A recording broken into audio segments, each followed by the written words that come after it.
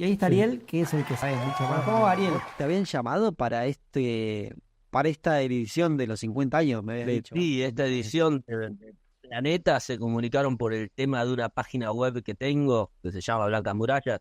Está muy descuidada, las murallas se descascaran, pero para buscar asesoría acerca del orden de los episodios. Pero Sí, ¿cuántos son? ¿60 tomos que traen cuántos capítulos cada uno? son 64 tomos Ah, 64. y tiene distinta cantidad de episodios según la cantidad de páginas.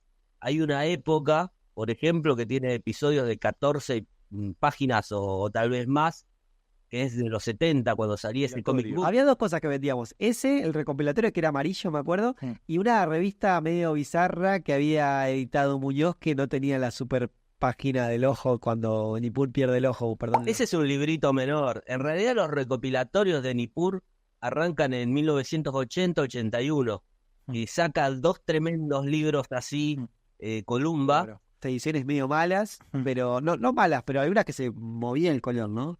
Creo que se Sí, le había criticaban. eso se le Un lector criticaba eso. exquisito al estilo no sé, A ver, europeo, tal vez dice, ay no, está el movido. papel no era bueno y la impresión tampoco era buena. Ah, Pero eso no impedía que te partiera la cabeza igual. claro, porque lo que vale es el guión. Yo lo que veo es que vos lo ves estéticamente. A mí hay un dibujante que me mata, que es Safino, con el cual con el profesor de Safino yo estudié. Tuvimos un profesor en común, Safino padre Jorge.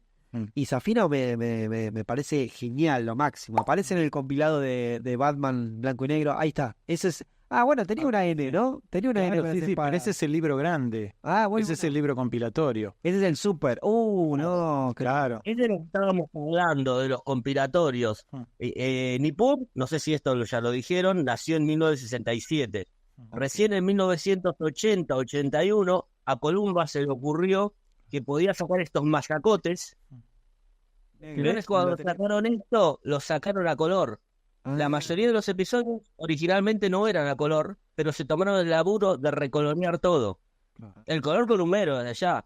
Que tampoco en los 80 era tan malo como fue después. Ya Nippur tenía toda una historia con respecto al coloreado, que se comenzó a hacer regular cuando sacaron esto, que les comentaba hace rato, estos comic books. Eso En del 72. 72 comenzaron a dejar a él solito estas revistas. Bueno, este es el número 1 de los comic books, que son revistas de 36 páginas, y 16 más o menos estaban dedicadas a Nippur de Lagash, y las otras a un personaje secundario, en este caso a Ted Marlowe. Esta aventura le duró 3 años a Nippur más o menos, pero Nippur salía paralelamente en su propia revista, Nippur de Lagash, dibujada por Villagrán, y en la revista D'Artagnan, que es donde salió siempre, dibujada por Mulco, Sergio Alejandro Mulco. Claro. O sea, salía en paralelo, con dos dibujantes distintos, cosa que era muy cómica, porque había como una continuidad. Y Villagrán y Mulco no se comunicaban. Por ejemplo, hay un personaje que se llama Hatusil, que es el mejor amigo de Nippur, y Mulco lo dibujaba pelado, y Villagrán lo dibujaba con pelos rubios, largos. Lo único que los hacía, yo no entendía que era el mismo personaje, es porque se llamaba Hatusil, porque era hitita y porque era jorobado, tenía una joroba. La joroba que le hacía Villagrán era más estética que la que le hacía Mulco, que era un jorobado feo. Consulta, cuando a vos te consultaron por la colección de los 50 años, te pidieron o te preguntaron sobre cambiar y mejorar esos errores, sobre todo lo del color y algunas cosas de continuidad, y vos dijiste que lo dejen como estaba, supongo. ¿Algo así pasó? No, mi sugerencia, que fue una sugerencia para mí atinadísima, es que se publique en blanco y negro todo lo que haya salido originalmente en blanco y negro, y a color todo lo que haya salido a color. O sea, O sea, esa sugerencia fue tomada y les gustó. Lo único que hicieron fue rerotularlo. Le pusieron una letra muy bonita que todo el mundo odia. Comic Sans creo que le llaman. no. Sí. Sí, ¿en serio? ¿Le pusieron Comic Sans? Sí, Y el tema de la selección de esto de las portadas no fuiste vos, ¿no? No te dijeron, agarramos una viñeta y ya está. dice, les proporcioné un listado con el orden de publicación de cada uno de los episodios, el orden en el que debía salir, y nada más. Ellos se encargaron de dividirlo en libros, ellos se encargaron de esto y aquello. También escribí en el número 1, venía con un suplemento muy chiquitito, Sí. eran como 5 hojas más o menos, donde se hablaba del personaje, generalidades. Me pidieron que lo escribiera y lo escribí. Hice una primera versión que me dijeron, está re linda, pero nos gustaría que tuviera el tono festivo que tiene tu página, que es una página súper grasa. Entonces agarré el bastón, la galera y escribí una grasada que les encantó. Muy bueno. ¿Y cómo sabes todo eso? ¿Cómo guardas todo eso en tu mente? ¿Y cómo lo supiste en un momento? ¿Cómo entró y cómo lo conservas en tu cabeza todo eso? Porque es infinito. No, esa es una cuestión de organizarse que tiene uno, un coleccionista. Eso lo bautizamos así, las sagas. Robin Hood no las pensaba como saga. Robin Hood era un muchacho que escribía y a veces decía, qué lindo esta idea, la voy a extender como un chicle durante 6 episodios, o 10 o 12 o 1000, como cuando Nippur recupera la Dash. Y bueno, listo, así como una especie de continuidad. La bautizamos los fans. Ah, ¿en Yo serio? hice mi aporte. Wow. ¿Vos bautizaste alguna saga de Nippur de Lagash? Yo creo que oficialmente bautizamos junto con un chabón que se llama Germán Lancilota, que es un pibe de Rosario tan enfermo como yo de Nippur. Lo impusimos, porque se imponen estas cosas a partir de la publicación. Y entonces, como publicamos en internet y en alguna revistita que salía por ahí, como en El Historietista, o en alguna intervención en la Comiqueando, le terminan quedando esos nombres a la saga. No son los nombres oficiales. Pero los impusimos. El hábito termina transformando la regla, digamos. Que se estaría muy contento. La cantidad de dibujantes que hubo, claro, ellos los en Villagrán empezaron dentro de Columba haciendo Nippur y después lo fueron tomando otros dibujantes. No son tantos dibujantes. Mire, primero vendría Lucho Olivera, ¿no? El creador, el dibujante creador. Después, paralelamente, lo dibujaron Villagrán y Mulco. Después, ahí empezó a haber como una especie de vamos a buscarle un dibujante nuevo, y después de ahí fue que ingresó Safino y Leopardi. Los dos fueron más o menos, lo dibujaron al mismo tiempo. Y también Enrique Villagrán, que firmaba como Gómez Sierra, el hermano de Ricardo Villagrán. Sí, los hermanos. Pero ¿no? ¿le imponían el estilo? O sea, no podían hacer lo que querían. No es que cada uno hacía lo que le parecía. Tenían que seguir el estilo de... El estilo madre era el estilo de Lucho Olivera. Si usted mira los primeros episodios dibujados por Mulco, no se parecen, están calcados. Están calcados. Mulco ya tenía su estilo en esa época y no se lo permitían. El tipo tenía que ir colándolo de a poquitito y de a poquitito se fue separando. Pero eso le pasó hasta Villagrán. Le dijeron hacer Nippur más o menos como lo dibujaba Lucho Olivera. Pero se divorció rápidamente del estilo de Lucho Olivera. Ah, bien. Como que va evolucionando el dibujo. Va cambiando. Claro, eso pasaba con todos los dibujantes de cualquier serie de Columba.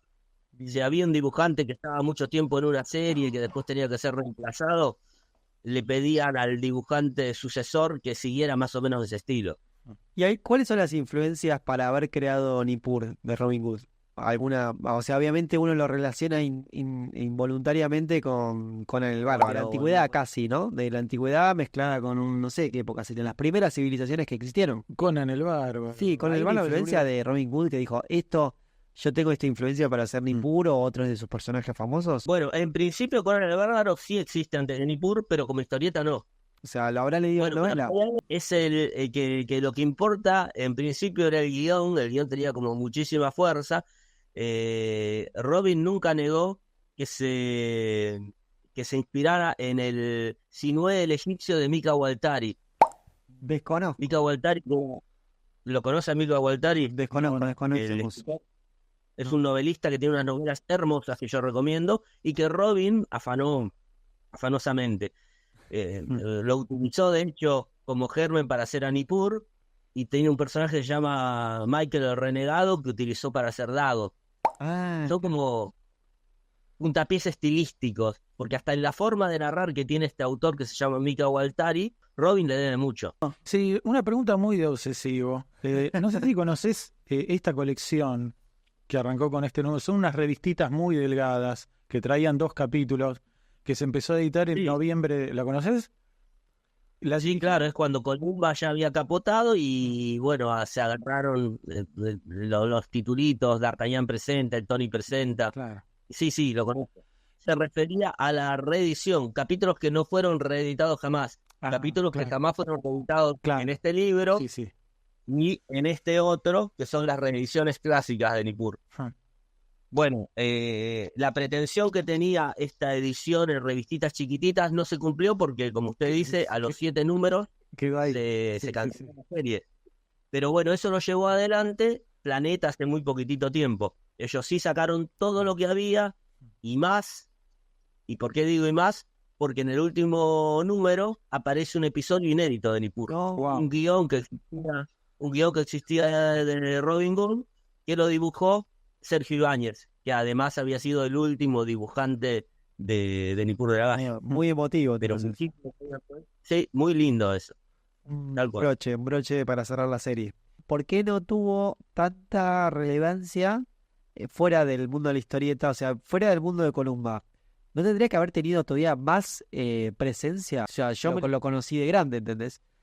Mientras que el Eternauta y otros sí pasaron esa frontera tranquilamente. Yo no sé, por ahí la gente, habría que ir a las provincias. Yo por las ferias del libro en distintas provincias, esto y aquello, me consta que hay gente que en el interior conoce muchísimo más a Nippur, a Robin Hood y a su obra que al Eternauta. Wow. Te lo juro, seguro. Yo conozco gente, y esto me pasó en Santiago del Estero, con Galé, o en Tucumán, profesionales, gente de mi edad más o menos, que decían que sus primeras lecturas y que por eso amaban a Robin eran Pepe Sánchez, Nippur de la Galla, Pepe Sánchez. qué sé yo. Habremos De ahí metido. Nippur no necesitó trascender la frontera de la historieta. Sí, Era una es historieta y raro. la gente lo consumía como una historieta sin ser comiquero. Porque Claro. esto es importante también. Muchos en el interior conocían a Nippur de la Galla no por las revistas de Columba, sino porque los domingos salía un suplemento con selección de historietas de Columba, con autorización de Columba, por supuesto, y también editadas por Columba, y que llegaban gratuitas con el diario. Y así conocían a Robin Hood y a sus personajes. No creo que haya juegos de mesa de Nippur. Debería haber. Mire qué buena ocurrencia. No sé, por ejemplo, nadie tiene una estatua de Nippur de la Galla, pero todo el mundo tiene una estatuita de, por ejemplo, del Eternauta o remeras y esas cosas. No pasó a ser un ícono cultural. Le falta una película protagonizada por Una Ricardo Darín. película, por ejemplo, claro. Imagínate Ricardo Darín haciendo de Nippur. No sé si Darín, pero algún otro más musculoso. Pero hay toda una mitología enorme, un montón de eventos que todo el mundo recuerda. Bueno, lo del ojo, lo de cuando se lo encuentra a Gilgamesh viejo, todas cosas que me repiten la gente que entra a la librería. Y si yo lo leía y te cuenta su escena favorita, y vos decís, con tanto poder capital simbólico, por decirlo así, nunca fue a materializarse fuera de la propia lectura que uno tiene en privado. O sea, por ejemplo, una película. Es cierto, el merchandising es menor a muchísimos otros personajes que por ahí no tuvieron la masividad que tuvo Nippur como personaje de historieta. Eso es totalmente cierto. Supongo que tiene que ver con el tema de Columba, que Columba no se preocupaba por esas cosas. Como les digo, sabían que Nippur era un personaje importante y tardaron un montón de años en darle un compilatorio, en darle 2 compilatorios, y ni siquiera lo siguieron, porque no les interesaba. Las historietas que editaban mensualmente seguían vendiendo tan bien como antes. ¿No hay una escuela de esto? ¿O sí? ¿Hay una escuela posible en el No futuro? podría decir que dentro de Columba sí, comenzaron a hacer un montón de historietas de tipo Nippur. Por ejemplo, la más clara es Argón el Justiciero. Que era de No sé si pelo le suena. blanco, ¿no? Era uno de pelo blanco, que era igual a Nippur, pero con pelo blanco. Totalmente. Ah, en ese. Cuando le empezaron a pintar nos dimos cuenta que era de pelo rubio. Pero Dago a nivel internacional es más importante que Nippur. Claro, Dago, de hecho, se sigue escribiendo y dibujando para Italia. claro, por La eso. editorial Aurea.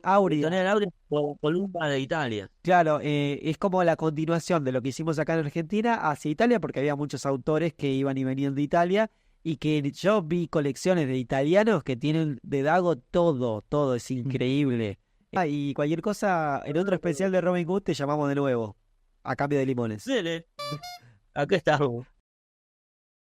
Aparece muy presente, por ejemplo, acá trajimos varias obras. Acá está Parque Chas, Barreiro, que aparece como personaje, pero aparece de una forma muy como, bueno, además de estos personajes famosos está Borges, nada más.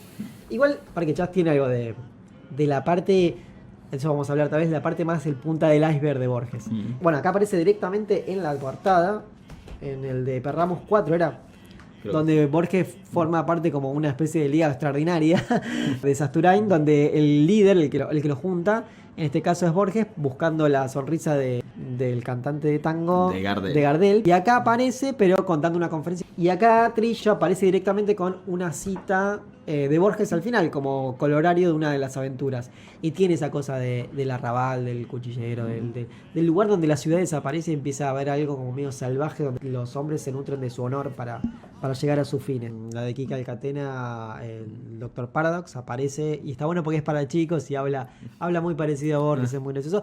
Directamente aparece Borges en el título. Sí. Borges, inspector de aves. No es que le dijeron, ahora usted lo nombramos esto, pero era una amenaza. Vos vas al Sí, Ministerio Público, al mandar al ministerio, y te sótano de dicen, sí, archivos. usted lo vamos a mandar a ser inspector de ave, un intelectual. uf, Era como una invitación a que renuncie. Es un Borges que acepta ese destino de inspector y se vuelve una especie de detective privado a los Humphrey Bogart. sí. Y son un poco delirantes. Va al canon que no es canon. Y el último y el más enigmático y más polémico, porque esta es una interpretación mía, hay un personaje que es un inmortal que tiene la cara de Borges. Para mí no. A ver, puede ser, como el cuento. Acá a ver que el borgiano experto apruebe. Y tiene un aire. Se parece No. un poco al de los cuentos de la cripta también. Pero bueno, Sí. Borges también. Pero esa Así nariz que- ancha que tiene y los ojos redondos, pero además le pasa lo mismo que al inmortal, que es un inmortal que dice, Sí. che, matame porque ya no doy más. Sí. Que es Además una idea- el terror más grande de Borges, la inmortalidad. Borges es el laberinto infinito. A ver, para que tenemos un super zoom, no sé si... Editorial, Muy linda la ¿no? tapa, tipo Art Deco o Sí, Art Nouveau, no es sé. muy linda. Y sobre la biografía de él cuando le dicen Georgie. Sí, en Georgie, realidad es una Senfiarte. indagación, claro, es una indagación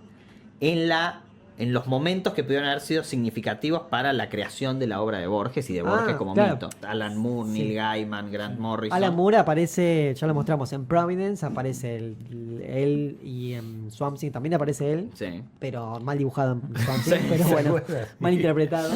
Acá en estos que yo traje son, uno es Swamp Thing, en el número 62 del 87 se menciona que el monstruo encuentra en el espacio un punto Claro. que él no sabe lo que es y Darkseid le dice, eso es el Aleph, y le dice, esto también lo encontró un genio escritor ciego en Buenos Aires. Wow. Menciona ahí.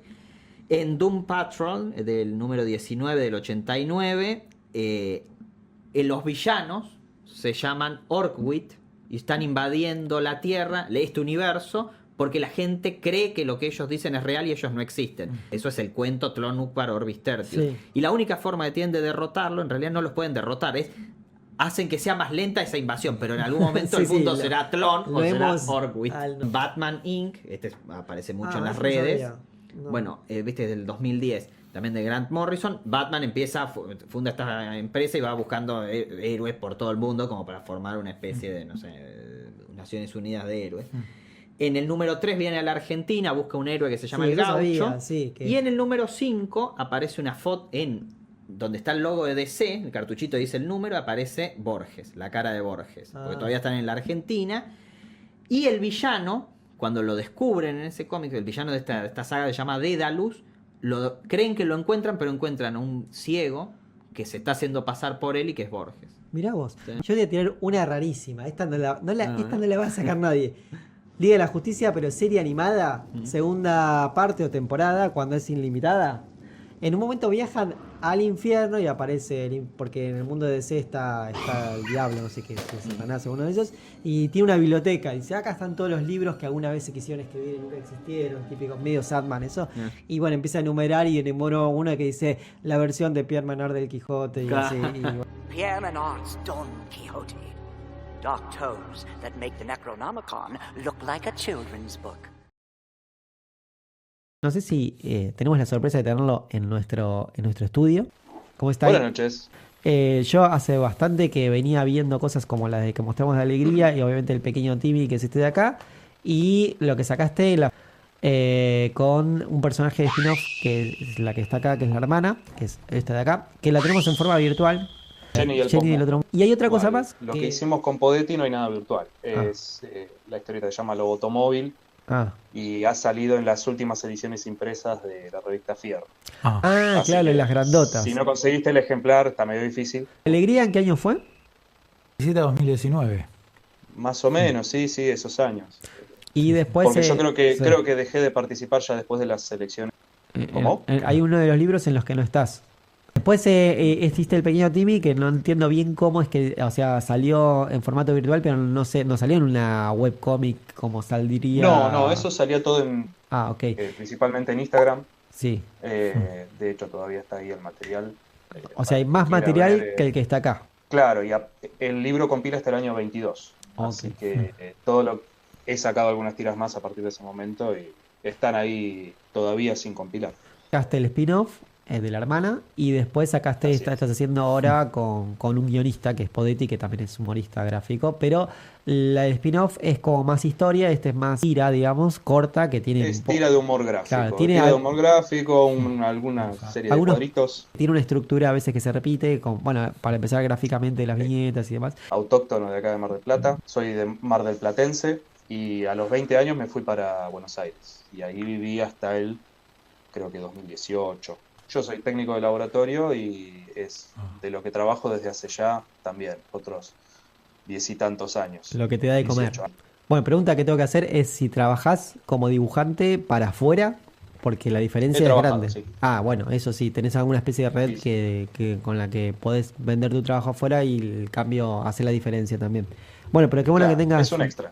Que sí, que tengas dos profesiones es buenísimo porque tenés como una amplitud también de varios mundos, no solamente estar tan metido en la historieta, o sea, además se nota en la historieta que tenés un background de conocimientos obviamente de lo que nos gusta a nosotros, del cine. Sí, no cualquiera hace una tira con Videodrome, por ejemplo, o con Uzumaki al mismo tiempo. Uzumaki es algo que no... tiene sus cosas de ensalada, bueno. Y lo importante, bueno, ahí está... Guille, que por ahí ha trabajado con estos libros de alegría, el tema del humor gráfico, lo importante es que el chiste funcione, algo que a veces me sale y a veces no, creo, y bueno, todo lo demás es un extra, que son cosas que a uno le gustan, son cosas que por ahí están relacionadas. Igual no solamente no es como un remate nada más, sino que por eso decía hay una especie de narrativa que incluso se van entre los chistes contándose entre ellas, o sea, cosas que se repiten.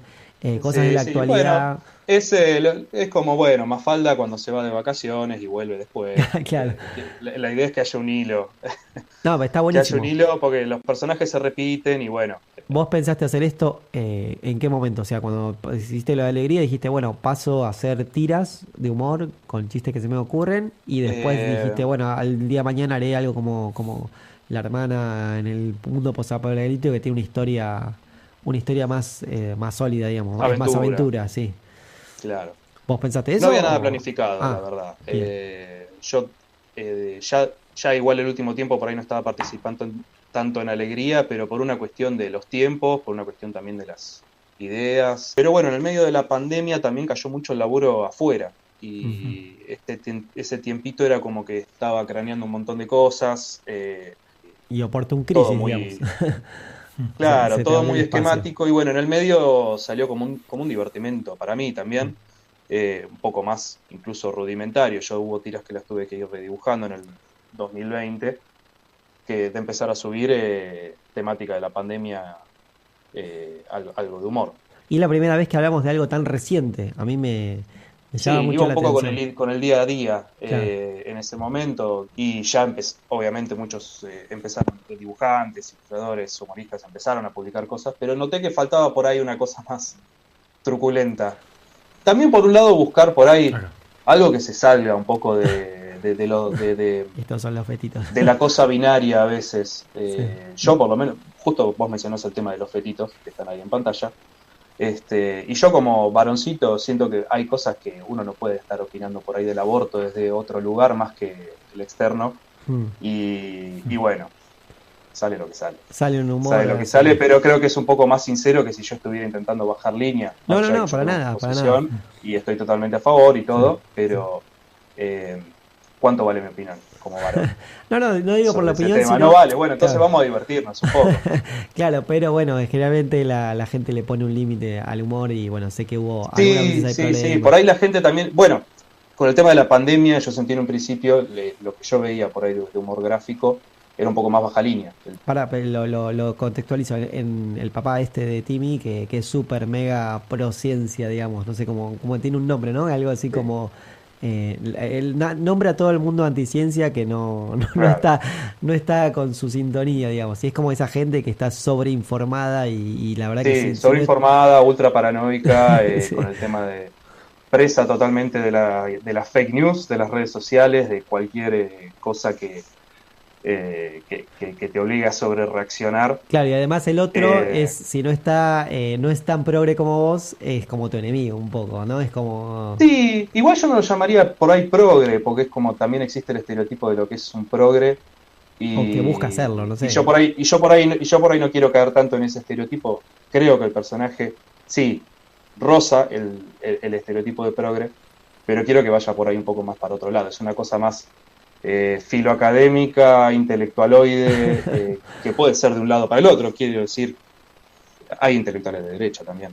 O sea, el AGE tiene un discurso cientificista, supongamos. O es a Extremo. lo que apela. Sí. Y por eso me interesa que no quede por ahí encasillado en el tema progre. Está bien, pero Sobre todo porque sí. por ahí hoy se abusa un poco de la palabra y Sí, va a la terminar exageración significando- es la exageración Va- de ese conocimiento, Claro. la exageración, o sea, lee Claro. Nietzsche y lo sobreinterpreta y dice, no, bueno, no hay fundamento de Claro, nada, para el lado que sea, tiene para uno el del lado que balcón. sea.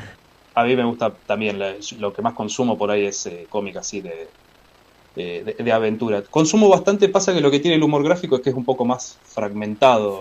Uno lee por ahí una tirita por acá, una tira por allá, por eso es tan efectivo por ahí en redes sociales. Y por ahí leerlo todo junto tiene otro efecto, o por ahí se consumen Claro, otras sí, cosas. puede ser, sí, eso no lo había pensado. Pero entiendo que son experiencias distintas. Y Lo quería, que vos por ahí sí. consumís así al azar, o incluso en un momento que por ahí era así, como es en la contratapa de un diario, o en humor gráfico así aislado de una sola viñeta, es más una lectura al paso, y capaz que es la verdadera experiencia la que apunta el humor gráfico a veces. Claro, Y por ahí leerlo compilado es una experiencia distinta. sí, totalmente. Sí, sí. Se ven otras cosas por ahí o se valoran otras cosas, no tiene por ahí tanto impacto. Y de ahí estábamos viendo algo de Jenny y quería preguntarte sobre la parte gráfica, la línea. Vos estudiaste, me habías dicho con... Sí, hice un año el taller de Quique Alcatena ahí en La Ola. Y te También sentaste a dibujar, y yo veo que la línea de 18. de Pequeño Timmy es como un poco a propósito desprolija, no sé cómo decirlo, yo no sé, no tengo los tecnicismos para decirlo, pero más suelta, tal vez. En cambio acá Sí, el Jenny más rápido. claro, el Jenny los trazos varían bastante, estás muy atento a la composición de la página, es correctísima, el ojo va donde vos querés, o sea, el otro está un poco más como hecho a los superhéroes, pero medio Sí, no quiere, esa eso no es esa desmerece. la palabra, echa los apurones.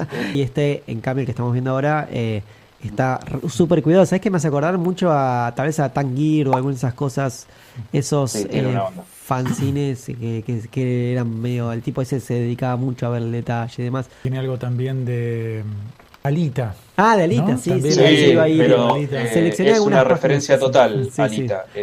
Bueno, ahí están los vehículos, Sí. las armas, todo. O sea, es el mundo posapocalíptico. ¿Qué consejo le darías tal vez a un dibujante que tiene tiras para también mostrar en redes? ¿Qué consejo le darías a alguien que está arrancando? Yo lo que entiendo que por ahí funciona es el tema de la constancia. Yo, por ejemplo, al principio cuando arranqué con el Pequeño Timmy me puse un poco como objetivo hacer una tira semanal, que saliera todas las semanas el mismo día, más o menos en el mismo horario.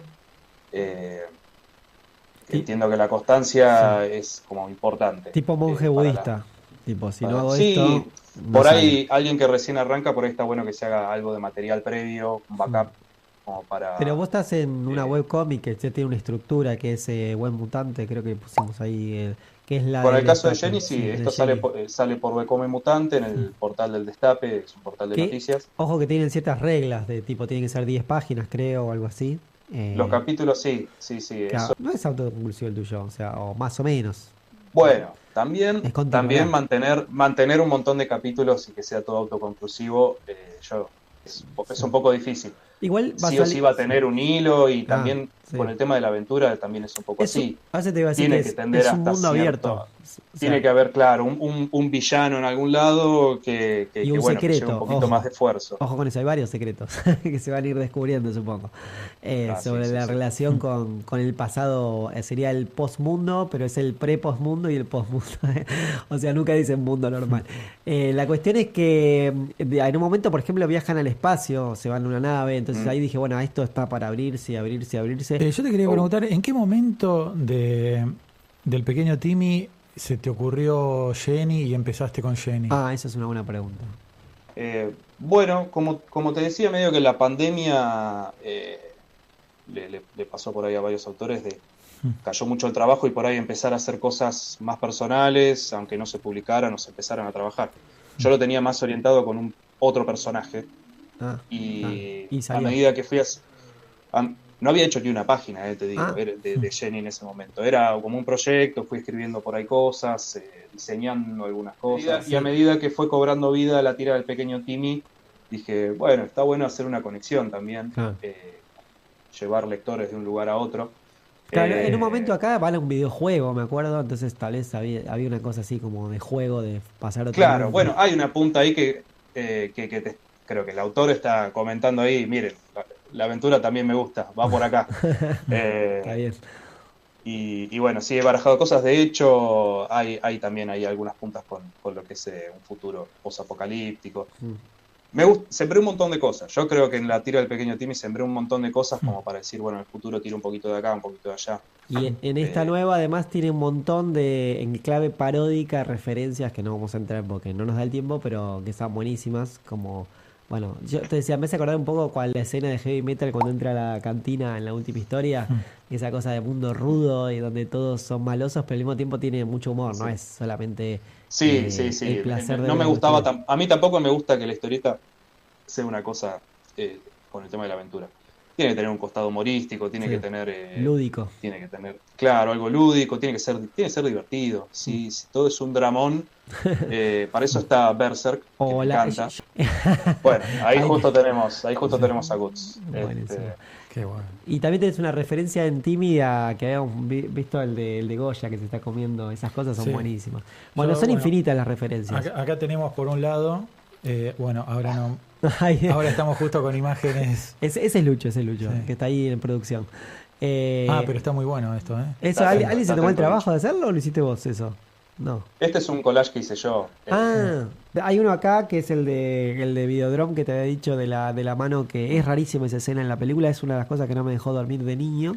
Acá tenemos la referencia con de Deborah Blondie. Harriet, la cantante de Blondie. Esa película, para el que no la ha visto, mírela porque es Un partidero de cabeza. Excelente. Sí, te Bueno, vuela el cerebro. Y te quería preguntar sobre el proyecto nuevo con Podetti, que como para la última etapa de tu obra sería esa, el loco, ay, ¿cómo era? Locomóvil. Lobotomóvil. De lobotomía y móvil. Que en realidad no es un proyecto nuevo, es un proyecto que tuvo 4 capítulos en la revista Fierro y que la idea es retomarlo. Episodios nuevos, también es autoconclusivo y sacarlo en libros. Bueno, Les hago un resumen, sí. porque pero básicamente es ambientado años 30, por ahí de la Gran Depresión, en Estados Unidos. Existía un tipo, que esto es un caso real, que se llamaba Freeman, que con un picahielo lo que hacía era pincharte a través del globo ocular, del lagrimal, te pinchaba puntos determinados del cerebro y con eso alteraba tu conducta. Sí. Es lo que decía, obviamente era un tratamiento muy sanguinario. Pero entonces casos extremos de por ahí de psicosis, casos de histeria, casos de paranoia, casos de todo tipo. El tipo se jactaba de poder alterar tu conducta con ese tratamiento. Y que era una lobotomía, básicamente. Sí. Y con su lobotomóvil, de hecho también se llamaba así el coche, iba con su lobotomóvil recorriendo Estados Unidos. Y está basado, está basado en eso, en esa historia. Hay personajes secundarios y todo esto. A mí me encanta, me gusta mucho ese tipo de guiones de Podetti, que no suele trabajar mucho ese formato, pero lo hace muy bien. La medicina al límite. Y tiene una onda aventura, es ese estilo. Buenísimo. Tiene un lado truculento y un lado humorístico al mismo tiempo, supongo. Claro, sí, también. Es el formato que a mí me gusta. Buenísimo. Hay que producir. Y está visto ya, a esta altura, ya hay que admitirlo, que hay mucho público online que está ya acostumbrado por ahí a leer historietas en redes sociales. Entonces, Pasa que te lleva una adaptación a ese medio, ya no es la página tradicional en algunos casos, y hay que producir. Sí, Hay que producir hasta encontrar el punto más cómodo para cada uno, y el público está ahí. sí, hay que después buscar un editor para que salga en papel, ¿no? Claro. Como acá lo tenemos Sí, ahí. eso como algo posterior, pero hay un público, de Sí, hecho, sí, que ni apoya hablar. con cafecito, con lo que sea, o con lo que puede. Cuando le gusta lo que haces, te acompaña. Así Bueno. que está muy bueno. Claro, hay que enganchar al lector también. Bueno, El lector y- es como que, bueno, tiene que desarrollar cierto, no sé si cariño, pero contacto con los Sí, personajes, como cotidianidad. para decir, bueno, cómo sigue, qué pasa. Está bueno, con el caso del pequeño Timmy, pareciera que muere al final de cada tira, pero bueno. Sí, no spoilemos nada. Bueno, léanlo, Muere, pero no compren muere. el libro y si pasás por acá, tengo limones con mi limonero, ya saben, pueden traer siempre regalo ¿Ese lo limones. robaste de Springfield? No, ¿Cómo tengo un es limonero en tuyo? casa. Bueno, cualquier Dale, cosa, ya nos mantenemos en contacto, vamos a estar al tanto de todo lo que haces y creo que con esto ya vamos concluyendo, así que te agradecemos mucho que hayas dado Bueno. nuestro tiempo y espero que nos volvamos a cruzar. Ojalá te mandamos un abrazo. Bueno, Abrazo para ustedes también, chicos, muchas gracias. Bueno, les mando un abrazo a todos. si te parece, nos vamos ahí con los autores porque es una super mega sorpresa. Hola, ¿cómo les va? Kundo y Lubrio. Buenas noches. Estamos acá en Radio Montecastro en el programa de Nico, mi querida, de Mr. X. No sé si la conocen, en el barrio de Villa del Parque. Y los queríamos invitar a que hablen un poco ustedes de la obra, porque nosotros ya la leímos, ya nos conocemos hace tiempo, trabajamos juntos en el caso de Kundo y en el caso de Lubrio con los eventos, ¿no? Hicimos, vos sos el artífice, no sé, el creador de la gran evento Dibujados al que le dedicamos también tiempo en nuestro programa. No sé si querían, Uno de ellos al menos. bueno, no sé si querían contar un poco de dónde vienen y qué hicieron, no sé, porque vos, Kundo, sos de Mar del Plata, ¿no? Y hace Así poco, es. y venís de España. Sí, llegué la semana pasada. Ah, bueno, comiste jamón serrano, ¿verdad? Pero ¿cómo Mucho. llegaste ahí? ¿Qué te dieron un premio o algo así? No, o te dieron una muestra. No, fui invitado a un evento que se hace allí todos los años, desde hace 27 años. Un evento que se llama Viñetas desde el Atlántico, que se hace en Galicia, en la ciudad de La Coruña. Y bueno, el año pasado una editorial de Galicia que se llama Demo editó La cárcel del fin del mundo, que fue el libro que con Santiago Sí. Sánchez Cutica, que editó acá en Argentina Hotel de las Hotel de la Ideas. Ciudad, sí. Demo Editorial de Galicia lo editó el año pasado. La verdad que tuvo muy buena recepción el libro y ni bien se termina de editar el libro, la editorial me ofrece un nuevo proyecto, me cuentan que estaban con idea de hacer una historieta sobre la vida de Antonio Soto.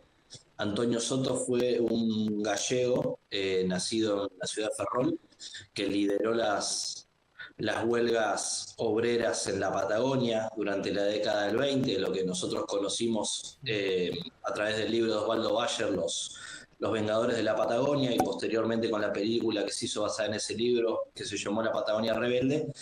Todo ese suceso fue liderado por Antonio Soto, y bueno, esta editorial tenía la idea de hacer una historieta sobre la vida de Antonio Soto, y querían juntar a un guionista de Galicia con un dibujante de Argentina, porque el 95% del libro transcurre en Argentina. Claro. Así que bueno, me convocaron para hacer ese libro, estuvimos desde diciembre del año pasado trabajando en ese libro, y el libro salió para el evento, así que bueno, la organización salió del ya evento, editado, ya está terminado. Ah, sí, buenísimo. salió el mes pasado el libro, y a la organización del evento le llamó la atención que haya un dibujante de otro país que esté haciendo un libro sobre un personaje histórico de Galicia. Claro. Así que bueno. Ojo, pero allá le dicen, en Galicia le dicen a Argentina la quinta provincia. No sé si la escuchaste alguna vez que lo dicen. Claro, Como sí, que porque el gallego se la recuperó mayor- de gracias a Argentina, tenemos un vínculo muy fuerte. Sí, la mayor inmigración de Galicia fue a Cuba y a Argentina. Pregunta, Así es. el último recurso, ¿cuándo fue que lo hicieron? Ah, ya pasó bastante, ¿no? El primero. Recuerdo el 2019. 19. Bueno, yo lo vi editado en Italia. tengo ahí un colega que hace reseñas y me llamó mucho la atención que hace reseñas en italiano. Yo escucho en italiano para practicar. ¿Y fue editado ya en Italia o no? El último recurso. Sí, lo editó Green Moon Comics hace un par de años. Editaron solamente el primero. Y bueno, sí, fue una experiencia rara, la verdad. Se llama La Última Risorsa. Y bueno, fue una experiencia extraña, más que nada con todo lo que significó no solamente la traducción literal del mensaje, sino inclusive hubo que hacer adaptaciones con nombres de personajes, Ah, con los situaciones. diálogos, ¿no? Porque los insultos son muy de acá. Tipo, ¿no? O sea, bueno, habrá que Sí, hablar ahí, así. bueno, ahí le habrán puesto un montón de insultos en italiano, pero cuando cuento como algo anecdótico, ellos nos explicaban, por ejemplo, que el personaje de Lars, que es Tumba, Sí. a ellos les remitía la palabra tomba, y la palabra tomba para ellos se remite a algo del lunfardo de ellos, que es como hacer algo muy canchero, algo como querer pasarse, no Ah, hacer una tomba. ah. Entonces le pusieron otro nombre, que no me acuerdo la palabra ahora en italiano, pero que en vez de ser tumba es sarcófago. Ah, bien. O sea, hubo un editor atrás poniéndose las No, sí, pilas. hubo Ah, algunas charlas de idas y venidas, qué sé yo. El chiste de Prisca que hace sobre la conquista, como que pidieron no quitarlo, pero suavizarlo un poquitito. mm, Bueno, cosas por el estilo. muy bien. Y otra cosa que me llamó la atención de esta obra es desde el principio el tema del grupo. No sé, cosas más. Por ejemplo, las referencias. No sé si al cine de clase B, que tal vez Lubrio vos tenés bastante conocimiento de eso. Y por otro lado, lo grotesco. Un grupo, no grotesco, no sé cómo sería la palabra. No sé si perdedores, puede ser. De grupo de perdedores o de antihéroes, para decirlo de forma más tranquila. Que no sé si lo había visto recientemente acá. No sé si tenemos una tradición mucho No de sé si eso. acá, o sea, como vos decías, hay mucha referencia cinéfila. Yo soy, no sé si soy, pero me considero un gran cinéfilo, me gusta mucho, mucho el cine. Y a veces inclusive cuando me preguntaban cómo definir al último recurso, si bien es inevitable remitirlo a grupos de ese tipo, como la de un Patro o el Escuadrón Suicida, yo siempre el ejemplo que daba era más tirando para el cine, ¿no? O sea, La Pandilla Salvaje, Los 12 del Patíbulo, o sea, Entonces, La hay- para Pandilla mí es ese Salvaje, tipo de... uno de los westerns más extraordinarios, más geniales que se filmaron jamás. Sí, sí, La Pandilla Salvaje es hermoso, o sea, y hermosa película. para Así que incorporar, bueno, sí, esas ideas al dibujo, como, no sé, ¿habría algún requerimiento o algo así? ¿O salió así el dibujo? Bueno, no sé, tipo, o no sé, entre ustedes dos, ¿cómo se ponen de acuerdo? Porque eso No, yo creo justamente que Lubrio me propone el proyecto porque él conocía lo que yo hacía. Inclusive cuando me ofrece el proyecto me dice, mira, este es un guión que yo escribí para hacerlo yo e inclusive hice algunas páginas, pero no va con mi estilo mm, y creo que sí iría con el tuyo. Entonces como que nada, estuvo esa cuota de confianza de que eh, Lubrio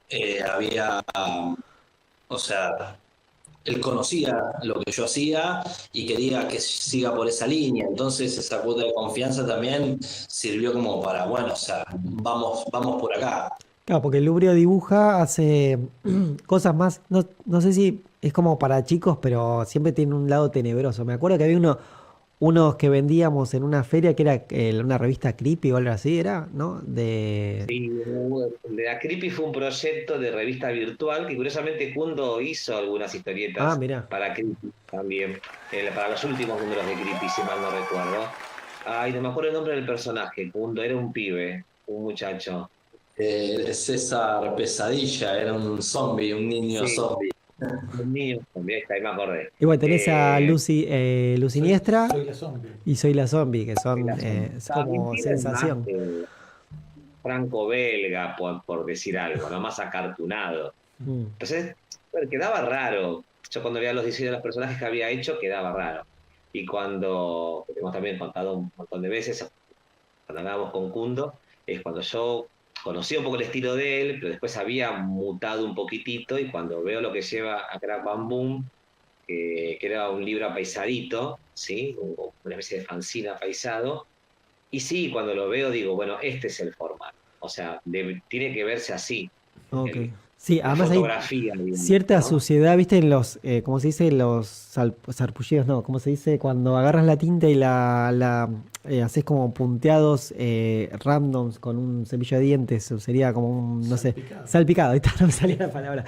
Esos salpicados muestran como una especie de suciedad que está bueno, o sea, si bien el dibujo es limpio, con una línea, a veces una sola línea, hay como salpicados que supongo que no lo controlás tanto. Es como agregarle suciedad a la atmósfera, ¿no? Sí, y en ese momento inclusive era un poco más barroco, más caótico. Hmm.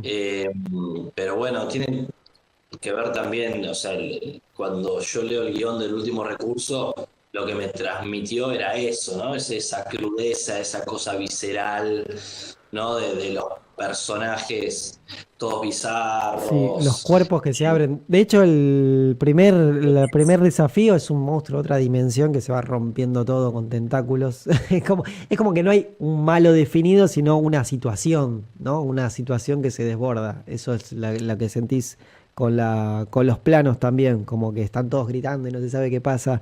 A mí Sí, me divierte mucho. mucha cosa caótica también, son una historia muy cruda, personajes muy crudos, o sea, todo más allá de que por momentos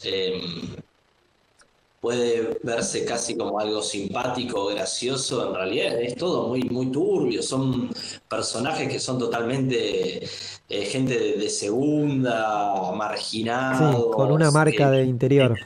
eh, todos con vidas traumáticas, o sea, era todo crudo, todo oscuro, entonces como que esa historia daba también para ensuciar, ¿no? La línea rota, la mancha, la cosa así también muy, muy, muy visceral. Sí, sobre todo en el segundo hay un momento que hay como un shopping que tira una bomba y se van todos a la mierda. Y yo estaba en la pandemia y dije, es la mejor viñeta de los últimos 50 años. Exageré un poco, pero es como uno se siente a veces. Es decir, agarrar, tirar una bomba y basta, que se mueran todos. Obviamente no lo vamos a hacer. No, no promovemos eso. Pero es muy, ¿cómo se dice? Refrescante ver un grupo de héroes que no es que hace las cosas mal, o sea, le sale todo mal. A mí me gustan las historias que sale todo mal. Bueno, así que eso es un super plus que tiene. También está bueno el diseño del. Yo quería una remera, vos me habías prometido una remera, Lubrio, nunca la tuve. Tenían una remera de esto, ¿no? Del logotipo de la historieta, del Último Recurso, ¿no? Sí, hicimos el primer número, hicimos algunas remeras que eran grises con la manguita negra, ¿no? ¿Mundo? Sí, que ahí Bueno, vamos a presentar el primer libro. bueno, si después de hacer unas El demás. logo el logo es una belleza que diseñó Evelyn, que es la Ah, diseñadora con la que me gusta mira. trabajar Sí, siempre. sí, la Más allá conocemos. de con qué editorial publique, trato de llevar siempre el trabajo de Evelyn como marca de mis proyectos. Estamos hablando del segundo tomo, del segundo capítulo, que es algo así como una especie de. Tiene algo como de especial de Navidad. Ya se ve que es en esa época. Aparece, creo que Prisca con el gorrito de Navidad también. Y también es una precuela, ¿no? Porque es un relato enmarcado, o sea, el segundo número arranca a la viñeta siguiente del primero, ¿no? Donde uno de los personajes le narra a otro qué fue lo que pasó con ellos, de por qué cayeron en desgracia. Claro. O sea, y todo el libro es el relato. Es una especie del tigre y el dragón, ¿viste? Que arranca Sí. y después es toda una película de otra cosa. Sí, sí. Bueno, y termina, una cosa por el estilo. ¿Y cómo es escribir una precuela? Eso de hacer un hecho que rellena un hueco del pasado, pero a la vez está enmarcado, digamos, no te podés salir de ciertos límites porque tiene que encajar en lo que va a venir después. Mira, yo robo un poco unas palabras de un momento que hizo una crítica a Andrés Acorsi Comiqueando, que decía que lo que mostraba el número 2, o algo así, decía más o menos, es que el Último Recurso era un mosaico muy grande del cual solo habíamos visto algunas piezas.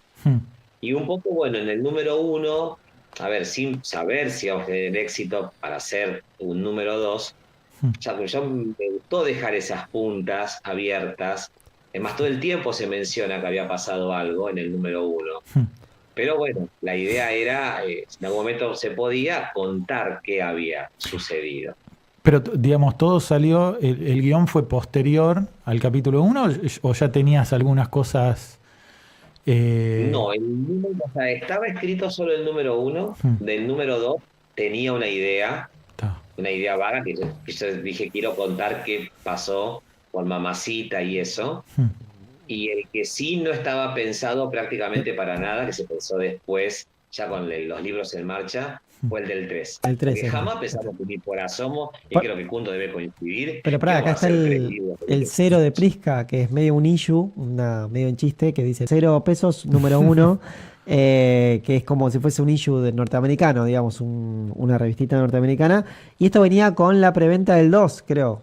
Lo habré comprado yo. La preventa del 2. Que un poquito también jugamos a eso de querer expandir un poco el universo del último recurso. Claro. Es más, en el número 2 le ponemos en los extras algunos especiales con fichas de personajes. Claro. Mencionamos, si alguno es observador, mencionamos un montón de cosas de la historia que no aparecen en los cómics. Claro, al mejor estilo Alan Moore. Sí, y acá en el tercero hicieron, o sea, como que en cada uno van viendo diferentes tipos de amenazas, llamémosle.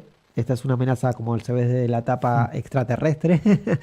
Y muy de cine clase B, de la alimentación sobre todo. No quiero spoilear nada, pero bueno, y también de cómo lo resuelven, esa cosa de infiltrarse, todas esas cosas me recuerdan muchísimo. Bueno, en los especiales de Navidad también hay un montón de películas o series que tienen su especial, historietas norteamericanas también. Pero le pasa que tal vez el tema de la regularidad, o sea, vos decías, hago el primero a ver qué onda y después saco los otros, y estamos muy, muy atados a que no haya una industria fija, ¿no? No sé cómo pasará, tal vez pensaron en hacer una cosa más regular o lo dejan acá, o una cosa más regular o incluso una cosa más regular afuera, ¿no? Donde sí hay como una especie de... O sea, la idea es que si se puede hacer una serie que sea así, continua. ¿O no tendría sentido? Yo creo que una de las grandezas del guión es que justamente los libros son autoconclusivos. Si bien, o sea, hay una historia atrás que va encadenada, Lubrio justamente hizo los libros para que puedan ser autoconclusivos, como él decía, o sea, si salía el número 1 y quedaba ahí, bueno, tenés el libro 1 que la historia empieza, termina y bueno, y queda. Y lo mismo con el 2, salió el 2 sin saber si iba a haber un tercero. Entonces, bueno, o sea, a ver, no nos tiramos a hacer una serie de continuará en el próximo número porque sabemos que la verdad, para lo que es la industria de la historieta argentina, si le podemos decir industria o el mercado de la historieta argentina, la verdad es muy arriesgado hacer algo, una serie continuada, porque justamente hay un montón de cosas que atentan contra eso. Pero bueno, sí está justamente esto, ¿no? O sea, sacamos un libro que empieza y termina, vos podés leerlo y puede quedar ahí, pero si está la posibilidad, puede haber un segundo, puede haber un tercero. Cuando nosotros hicimos el primero del último recurso, la verdad, si bien había una continuidad dentro de la cabeza de Lubrio, la idea es que el libro iba a ser ese. Y después terminó habiendo 4, o sea, 3 libros más Agente Prisca. Y está la posibilidad, o sea, y lo hemos charlado, y si las cosas se dan, puede haber otro libro más, otra trilogía más, ideas hay un montón. Ampliar el mosaico. Pero bueno, no tal vez con el periodo que puede tener otro tipo de industria en otro país de todos los meses sacar o todos los años un libro. Pero bueno, también está bueno esto, ¿no? Que los libros fueron pensados para que empiecen y que terminen. No es que vos vas a agarrar el libro 1 y va a terminar en continuará, y si después no sale el segundo libro te quedaste con la historia a la mitad. Claro, sí, nada más hay un montón de variables, ¿no? Que hay que tener en cuenta. En general, el que compra el primero quiere más, así que digo, hay una estructura que funciona y que además tiene ¿cómo se llama? Una impronta de acá, sobre todo en los diálogos, pero más allá de eso también los personajes, que es, a mí, o sea, en general, ¿no? Las historias con conflicto siempre atraen. ¿no? Sí, sí, ni hablar. Sí, Las historias de antihéroes. Claro. Y al principio hablábamos del tema de los grupos de héroes o de los héroes grupales. Pero digo, que todos, claro, que todos en grupo intenten resolver algo y cada uno tiene sus defectos también. Eso es interesante de ver. Bueno, entonces, misión cumplida, ¿no? O sea, seguimos con diferentes... Bueno, veremos qué pasa con la obra suya y que saquen más cosas y que además cada uno de ustedes tiene sus obras separadas, obviamente, pueden investigar. Se combina muy bien el guión y el dibujo, en este caso, o sea, obviamente, más allá de la obra en sí, que sea historieta, digo. Todo, además de que tenga los diseños y todo, está bueno leerlo. No sé, está bueno, como decían en la reseña que hice, no sé si la habían escuchado en su momento, que está bueno pasar la página a ver qué pasa. Eso es lo que a mí me emociona un poco. A veces uno ve, les agradecemos por su tiempo y por su trabajo. Gracias a ustedes, muchachos, por la invitación. Y bueno, nos estaremos viendo en el mundo real, en las ferias o no sé, o en el mundo virtual. ¿Qué te parece? Tal cual, como ustedes quieran. Bueno, nos estamos viendo hasta la próxima. ¿Se les parece, Lucho? Nos vemos, gracias. Dale, chau. Abrazo.